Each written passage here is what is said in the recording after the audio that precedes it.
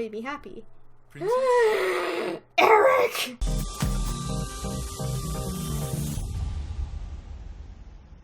Hey internet, it's Jessica and welcome to Seduce Me 2! I'm so excited about this, you guys don't understand. I'm like Seduce Me trash. I've been waiting for this game to come out for the longest time. If you're unfamiliar with Seduce Me 1 or the Seduce Me series at all, I will have links to the games in the description so you can check out Seduce Me 1 or 2. I highly recommend it if you're into otomes and cute boys. Demons. If you want to check out my Let's Play on Seduce Me 1, you can check it out somewhere on my face or something.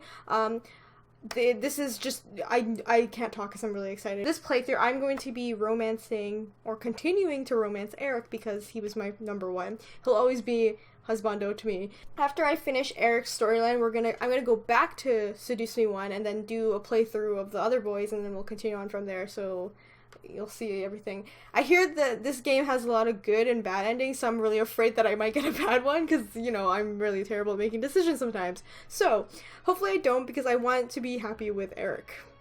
Because that needs to happen. Here we go. We're gonna start with Erik, you guys. Hold on there! Whoa. Before you start the game, I need to ask you a few things. Don't want you getting lost now. Oh, by the way, I should also mention, I haven't even played the demo for Seduce Me 2, so I have no idea what is going on in the story except war. I just know that our character, myself, gets trapped into the demon world, and Diana's fucking up shit, and I just hope it doesn't end badly. I'm really afraid that it will. Bring it on. You do know this is Erik's route, yes? Right? You know, the second oldest incubus that calls you princess and is seductive and stuff. Yeah, I mean, he's like the sexualized version of Tamaki from Oron High School. That's what I think. And I feel like he is. And also he's voiced by Christopher Escalante, who is awesome. So, yeah, I'm picking Erik.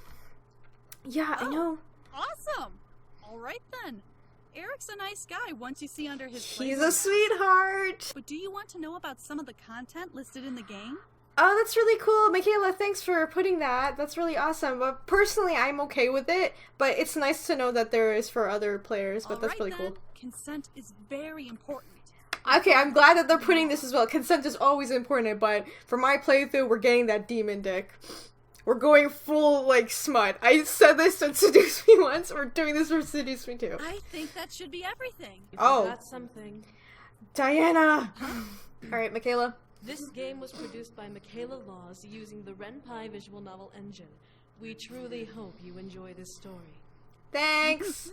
A sweet lullaby. One you hear as you were rocked in your mother's arms as a child. I could not help but adore such melodies with every ounce of my being, smiling whenever one would play for me. It was only fitting that I would enjoy my dreams with the sound of one playing in my head. My slumber was calm and peaceful, as a sweet tune echoed in the abyss of my subconscious. I didn't know why, but I relished in that tune that night. Strange, really how a melody could calm any storm running through your heart. My storm was my engagement to Erik, my demon soulmate. Oh yeah, in Seduce Me when we got engaged to Erik because he was really romantic about that shit, so yeah. Yes, he was my soulmate, my prince. At the same time, he was indeed a demon. I adore him with every ounce of my being, and I was about to be married to him in weeks ahead. I couldn't have been more nervous and excited about the whole ordeal. Still, the lullaby that floated in my dreams kept me calm and at peace. I wonder if the same music could soothe an actual child. My child's laughter broke from my peace, causing me to slowly open my eyes and awaken from my slumber. My eyes focused on the ceiling as I tried to figure out what the sound was. Was it a part of my dream? It was effective enough to wake me up. I rose from the bed, looking around the room confused. Why had I heard a child's laugh, and how did it wake me up? Do we have a kid? Is there like a secret child that Erik has or something? What's happening? It was strange to say the very least, a child's voice. However, before I could contemplate on it further, a slight dip in the bed to my side made me gasp softly in surprise. I looked to my side to see Erik still sound asleep beside me. He looked so peaceful and happy, like he was absorbed in a joyful dream of his own. I couldn't help but smile at the sight before leaning down and kissing on the forehead. Aww. Alright, so last time, I put my name because I thought that won't be awkward enough, but I don't care. Ship me and Erik together, we're good. I giggled softly. He was just too adorable for words. I truly loved him with all my heart. I love you.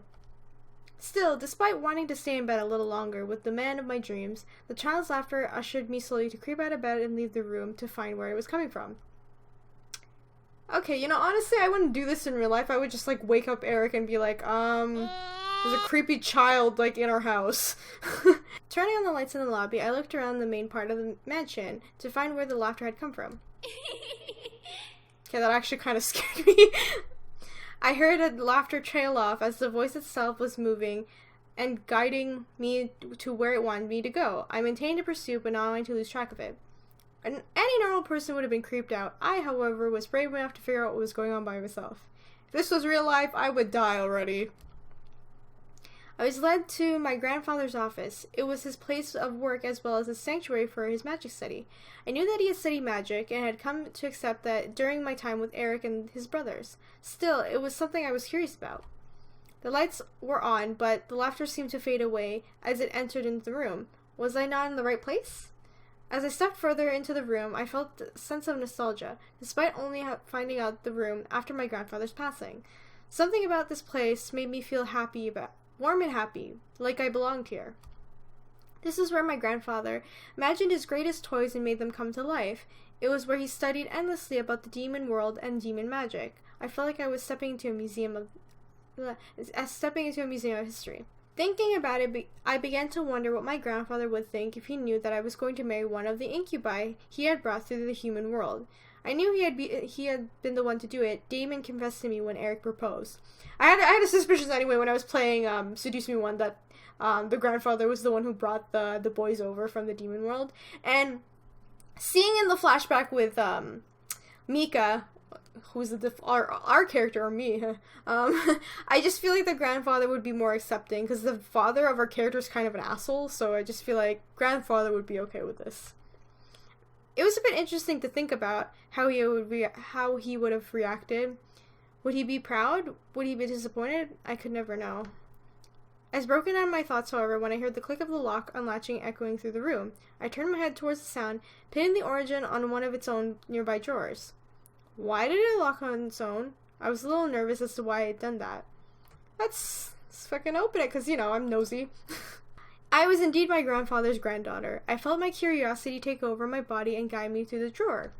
Sliding it open, I saw two books neatly placed in the drawer, covering it with a thin layer of dust. One was obviously my grandfather's magic book, and the other had been in his own journal. I lifted both up and examined it, gingerly wiping the dust off of them. I wanted to read a bit more about each of them, but I wasn't sure which one to open first. I feel like grandfather's journal is a little bit safer. I'm kind of iffy about the magic book because I'm really scared that something will pop out of nowhere. So let's go safe. I decided to look through my grandfather's journal. Maybe he had something he wanted to show me. I wasn't entirely sure why I was doing this in the first place. I opened his journal and scanned my eyes across each page. I flipped through. He had so many notes, it was hard to fathom knowing so much about everything he wrote. He was smart, though, so it wasn't entirely surprising. One section, however, made me stop and read it in depth, gosh. Demon children. On the page was a badly drawn sketch of a humanoid creature that I assumed was a demon. From its size, it could have been a child. However, I wasn't entirely sure. Apparently, there were multiple demon races, not just the incubi and succubi. There were hundreds, if not thousands, different demon types, and each had their own methods on how they bred to produce children. Demons of Lilith were almost human-like in terms of pregnancy. They buried the child for a set amount of time and delivered. Paired with magic, was seamless and painless. However, as soon as the demon is born, the parents imbue their children and their child's demon name into their souls. It seems so confusing at first glance, but as I read further, I became more and more intrigued about the demons and their children. Demon mothers, regardless of race, had to bear enough energy for both mother and child. This, along with a host of other reasons, were why females were the dominant gender of the Abyssal Plain. However, if a demon was bearing a child that didn't have enough energy, her child would absorb the loss of it and kill off the mother in an attempt to sustain itself. I swallowed thickly. Was the energy that important to demons? How could a child even do that to their mother? They'd die off too. One thing was that explicitly mentioned, however, unlike humans, demon form souls in the womb, making them a living being while still forming in their mother's body. So wait, so if they're still in their mother's body, there's like just roaming around like that? Like a ghost or something? That's kind of weird. They became sentient as soon as they are conceived. It was strange to think about. Demon babies were aware that they were alive before they were born. It was intriguing. I completely forgot about the creepy kids, so it scared me again. The child's laughter reappeared, softly floating through the air and making me turn towards the door. I quickly followed it, then leaving the room, returning to the lobby. Is anyone there? As I turned to the stairs, I could hardly believe my eyes. A floating orb, barely the size of my head, was floating down the stairs and towards the back doors. I gripped the railing and stared, not believing what I was seeing. Was this really happening? What was it even? A ghost? A spirit? Some illusion meant to trick me? I couldn't have wrapped my head around it. Still, it practically called me to the tail behind it. You know, if I was in this situation, I wouldn't follow it at all. I'd just go to Erik and tell him there's something weird in the house. Continued to follow it. It seemed to want me to anyway. Was this a game? Oh. That's not creepy. It led me to the backyard where it simply floated in the air nearby the gazebo. I stayed by the doorway, unsure of actually stepping out into the house to meet with it. It didn't move, so I could only assume it accepted my hesitation. Hello? Hi. Okay, I'm gonna have nightmares. The orb gently spun around itself in a circle, almost like a happy child. For some reason, it made me feel really happy seeing it, despite it being a simply floating orb. It seemed friendly enough, so I stepped out of into the backyard and slowly made my way towards it. It gently bobbed up and down as if it was waiting for me to approach. I stopped a couple of feet away from it, not wanting to get too close in case it was a trick. Hi there. Hi. What's your name? My name? Oh, it's Jessica. Wow. That's a pretty name. Thanks. Do you have a... Thank you. Who are you? Oh. I'm no one. I don't have a name. You're a floating orb. You don't have a name? No. I wasn't able to get one. But that's okay. I'll get one soon. Okay. Is this... I'm just gonna take a wild guess here. I haven't played the demos, so I have no idea what the hell's going on. Is this Erik and my character's child? Is this our child? What's happening? Like, is this our demon child? Oh my gosh. The orb, whatever it was, had to be a spirit of some child. Human? I don't know. I wasn't sure. All I knew it was how sweet and innocent it sounded. The child's voice was pulling at my heartstrings in all the right ways. The orb twirled around me with a small laugh. Let's play together. Okay. Creepy orb. I mean, what will we play? I almost couldn't believe the words coming out of my mouth. Was I really okay with playing games with a spirit? I mean, it was friendly, yes, but it was still a spirit. What was I gonna do in the middle of the night with it? Was another question I let go of and fade away in my head as I stared at the orb. My heart felt fuzzy and warm enough to ignore the doubt my brain. I'm like having a stroke while I'm reading this. I'm very sorry. The orb dipped and spun around my body, making me giggle and try to follow it. As I circled back to where it used to be, it almost bounced in the air happily. Come on, let's dance. Whatever you say, orb. I began to dance around the orb as it moved gracefully around my form. It felt in my head. A song began to play as I had fun weaving and swaying with the orb. I felt light and happy, even though a part of my mind was questioning what I was doing.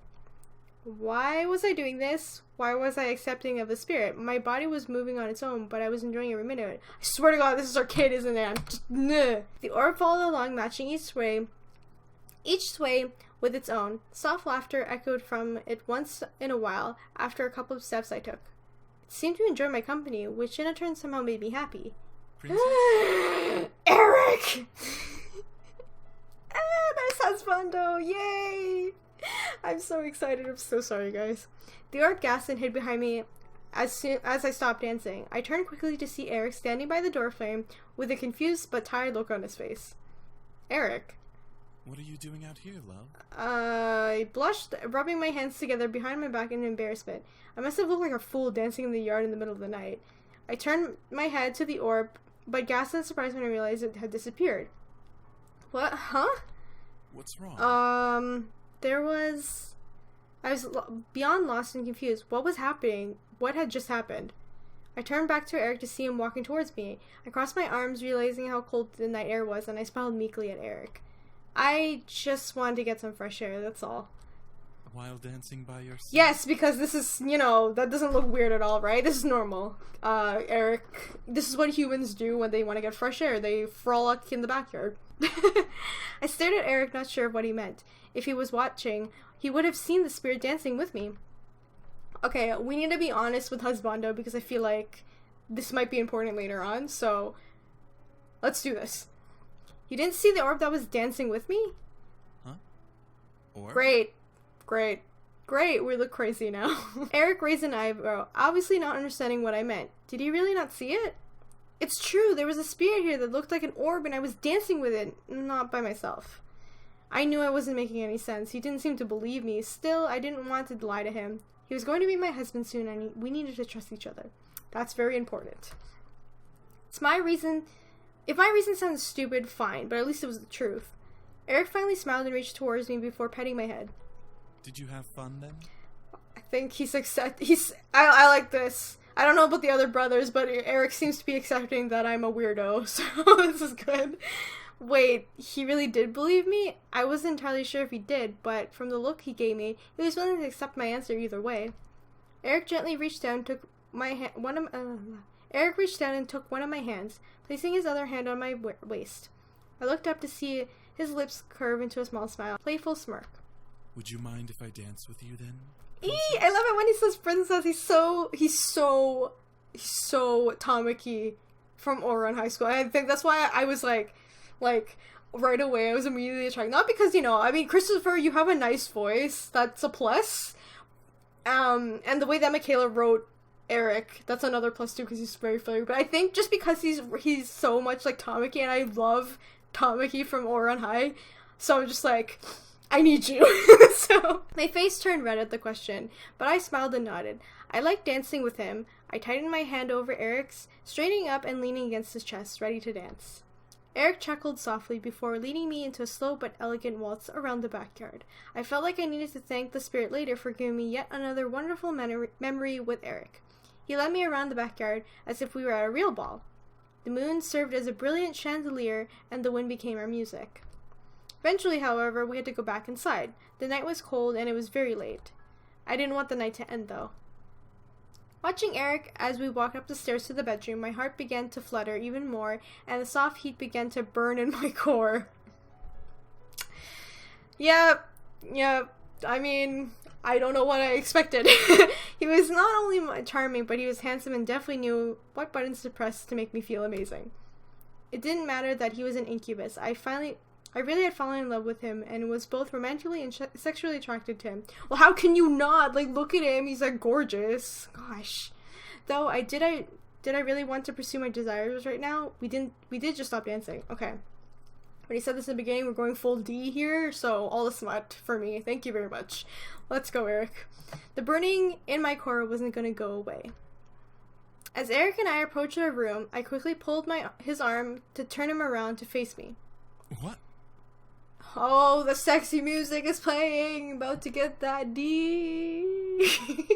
Before he could finish his sentence, I jumped up and wrapped my arms and legs around him, kissing him deeply. Instinctively, he circled his arms around me to support me, but he stared in shock at my eagerness. Come on, Erik. You didn't get the signs that we need the D? Within seconds, he melted into the kiss and panted against my lips, making me moan in reply at the sound. He tightened his grip around me as we walked backwards towards the bed. When his legs hit the side of the mattress, he sat down and allowing my hands to roam my back. Pulled away from the kiss ever so slowly, enjoying every moment that I was still connected to his lips. Before letting out a small sigh, I was pretty sure I had made myself clear, but I gave a soft-spoken demand. I don't want to go to bed yet. Erik stared up at me before licking his lips slowly, running his hands under my shirt and up my back. Tingles shot up my spine as his fingers ran over my bare skin, and a shuddering moan escaped my lips. As my princess, come Ah! I should stop yelling. It's late right now. Fuck. I felt Erik gently lift my shirt up, and I lifted my arms up for him to fully remove it. from my body before he tossed it to the side. The cool air hitting my skin made me shudder as Erik pulled me back into another heated kiss. Damn, his hands were memorizing my body. He knew what spots to caress, making me buck at my hips against his and tighten my hold on him. When I felt his smirk against my mouth, I softly bit onto his lower lips, telling him silently not to play with me. I felt the warm sensation of his enthrallment invade my body, causing me to cuddle closer against his chest and softly grind my hips against his knee. The D, alright. His enthrallment was part of our foreplay, adding 10 times more pleasure to our sex. That's nice. That's good for them. I'm very happy for them. I knew that he poured every ounce of his love into our lovemaking. Every time we had sex was just another confession of our true love between us. It wasn't just a feat of hunger and desire. It became one of many ways we show our love to each other. It was only benefit that he was an incubus, a natural master of sex. Hey!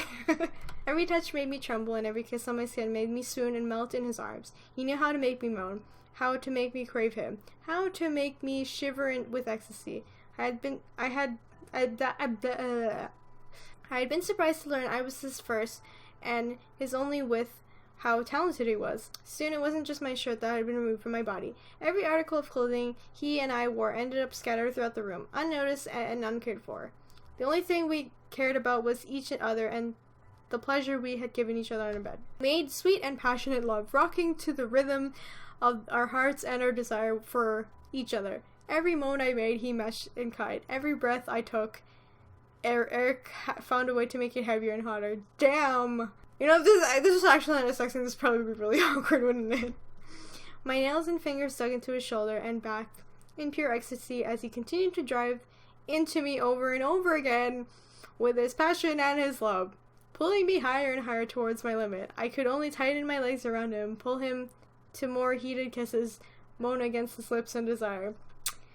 I'm glad this is not like, if you haven't seen my Love and Romance Let's Play on Michaela's other visual novel, this is less awkward. I'm just gonna say that. When we both apexed, it was blissful and fiery ride towards a peaceful and loving wave washing over our bodies. Lost in my pleasure, I could only cuddle into Erik's arms and wrap them over as he wrapped them over around me, pulling against his chest. His feather-like kisses peppered over my forehead, making me smile. Good night, my princess. I love Aww, that's so sweet. I love you too, Erik.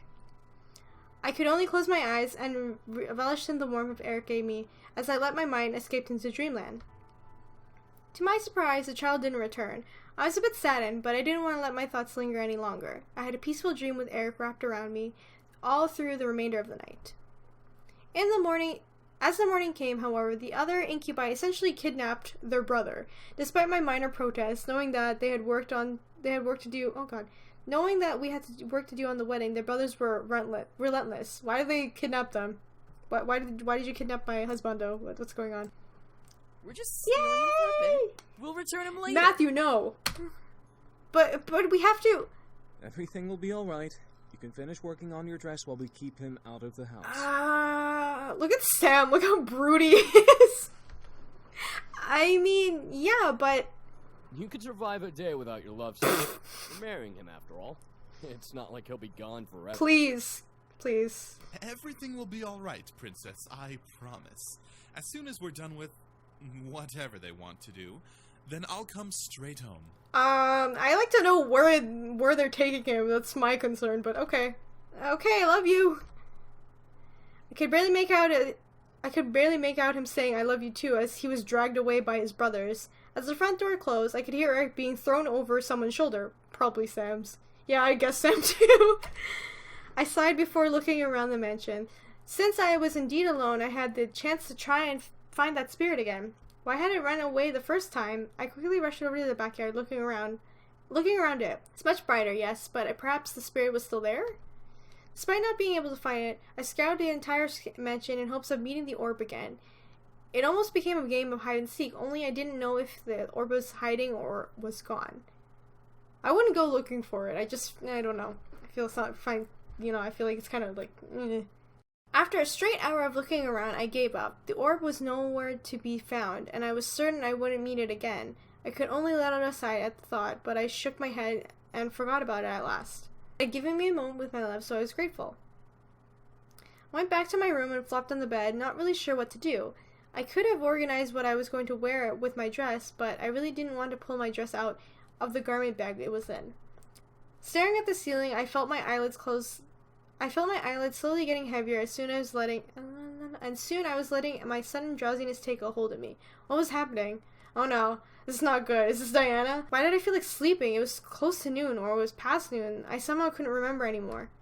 I allowed myself to fall asleep, blaming the search of the wedding stress that lingered in my mind, tiring me out. My body floated into the darkness, met once again by a soft, peaceful lullaby. This nap was perfect, and I definitely deserved it. My body felt uncomfortable, and my thoughts were lulled into a quiet hum that accompanied the lullaby in the air. The only thing that would have made it better was Erik. As if my dreams wanted to please me, an image of Erik appeared in my mind. He smiled his heart-pulling smirk at me, and I felt myself become warm and fuzzy just from his gaze. As he floated over to me, I became entranced in his eyes. My voice wouldn't come out, despite wanting to say his name, but I wrapped my arms around his neck and pulled him close to me. He leaned into my embrace, posting his lips over mine teasingly. Was Dream Erik trying to seduce me in my own dreams? You know, I wouldn't be surprised because Erik is kind of a flirt, so yeah, I can see that happening. Pressed forward, wanting to kiss him. We both didn't make a sound, but let our kiss relay our love for each other between our lips. My heart pounded in my chest as he wrapped his arms around my waist as he pulled me even closer to him. It was strange. He felt so real in my arms. I combed my fingers through his hair, feeling the pink copper strands at the top of his head. Yet it was a dream. I knew it was a dream. His arms gently ran along my back and waist, not daring to go below it, but making wonderful shivers run up my spine with each stroke. I really liked this dream and tightened my hold on Erik, letting him know that I enjoyed his touch. Erik eventually pulled away from the kiss and smiled down at me, running his hands over my hair, caressing my cheek. I stared up at him lovingly, feeling a soft swell in my lips from the kiss we had shared. What I didn't expect was him slowly leaning down and planting a soft kiss over my chest, just over where my heart was. I stared, unsure why he did such a thing. Is that bad? As my heart began to feel warm and lighter, I let a silent sigh out of my throat, feeling the pleasure of the sensation. Erik slowly backed away and disappeared, but I continued to feel the warmth over my heart and sweetly animate through my veins like a slow adrenaline rush. What was happening to me? Tingles ran across every nerve of my body, making me shiver in delight. Whatever it was, I liked it. Soon the warmth lulled me into a peaceful hum, and I curled myself, wrapping my arms around my body from the comfort it brought. I felt at peace while my body felt like it was embracing a warmth enveloping it. It was strange, but I accepted the restful feeling. What is happening? Oh god, what is happening? Fuck. What? From the darkness, dark laughter invaded the air, breaking the lullaby and making me sudden cold feeling wash over my skin. Before I could react, however, a large and deep pain invaded my chest, almost like a sword stabbing through my body. Oh my god, what is happening? I could not see anything at all, so all I could look down at my chest and my hands tightened over where the pain had erupted from. What was happening? Just let us be happy, goddammit! I coughed, feeling blood splash out of my mouth and drip down my lips. I gasped for air, disgusted by the coppery taste in my mouth, but I was unable to break out of the illusion. I needed to wake up. The stab pain ripped through my insides as if it was an invisible blade in my chest unsheathing itself from my torso, and I felt a second stab through my stomach. More blood gushed from my mouth. Someone help me! I felt my body slowly start to shut down. Was I dying in my own dream? Why couldn't I wake up? Cold waves ran through my nerves, numbing my body as if I was needed slowly dying. As blood dripped from my chin, I felt lightheaded in the darkness. But an almost violent shake broke me from the dream, forcing me to physically open my eyes. Oh god, Erik!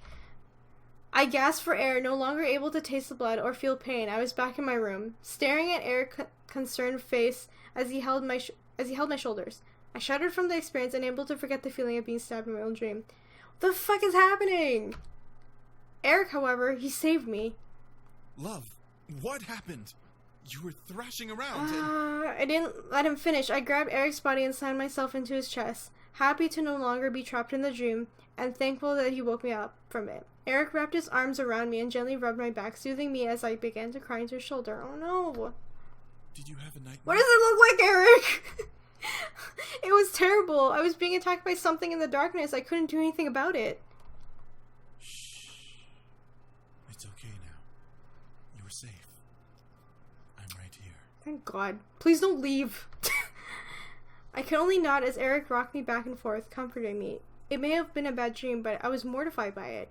It seemed almost too real just to be a dream. I didn't want to think about it anymore. I didn't want to remember the dream, especially how horrible it was. I was supposed to be getting mentally ready for my wedding, not having nightmares about dying. Erik kissed over my head and face, trying to soothe my sadness. He wiped away my tears and continued to hold me close until I was calm and relaxed. I tried to reassure myself that it was a dream, but it was just a stupid dream. Just a nightmare. Erik gently pulled away, not releasing me from his arms, and looked down at me with a soft frown. I'm sorry that I left. I should have been here, making sure that you had good Aw, dreams. sweetheart, no, it's okay. I mean, you blame your brothers. I shook my head.